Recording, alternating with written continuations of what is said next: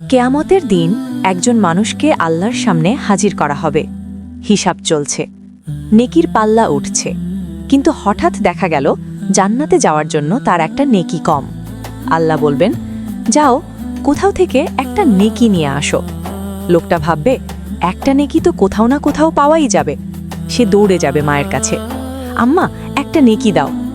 মা চোখ নামিয়ে বলবে, বাবা আজ আমি নিজেই ভয় পাচ্ছি, আমি দিতে পারবো না। সে যাবে বাবার কাছে, বাবাও বলবেন, ক্ষমা করো ছেলে, আমি পারছি না। বোন, ভাই, স্ত্রী, সন্তান সবার কাছেই যাবে, কিন্তু সবাই একটাই কথা বলবে, আজ কেউ কাউকে দিতে পারবে না। লোকটা ভেঙে পড়বে, চোখে জল এসে যাবে। সে বলবে, হায় আল্লাহ, এবার বুঝি আমি জাহান্নামে চলে যাব।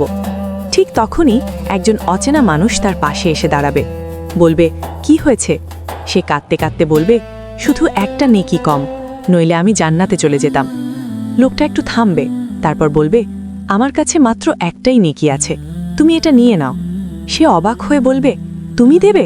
তোমার নিজের তো কিছুই থাকবে না। লোকটা শান্তভাবে বলবে, থাক বা না থাক একই কথা, যদি আমার নেকিটা আল্লাহর কোনো বান্দার কাজে আসে তাহলে সেটাই অনেক। লোকটা খুশিতে কাঁদতে কাঁদতে আল্লাহর কাছে যাবে, বলবে, হে আল্লাহ, আমার কাজ হয়ে গেছে। আল্লাহ জিজ্ঞেস করবেন, এই নেকিটা কে দিল?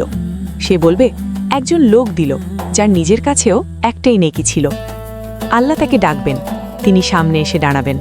আল্লাহ বলবেন, যেদিন মা বাবাও দিতে রাজি হয়নি, সেদিন তুমি কেন দিলে? লোকটা মাথা নিচু করে বলবে, হে আল্লাহ, আমার তো একটাই ছিল, আমার হোক বা না হোক, আমি চেয়েছি আপনার এক বান্দার উপকার হোক। তখন আল্লাহ বলবেন, আজ কি তুমি আমার চেয়েও বেশি দয়ালু হতে চাও? শুনে রাখো, আমার চেয়ে বড় দয়ালু কেউ নেই। তারপর আল্লাহ বলবেন, তোমরা দুজনেই যাও, জান্নাতে যাও।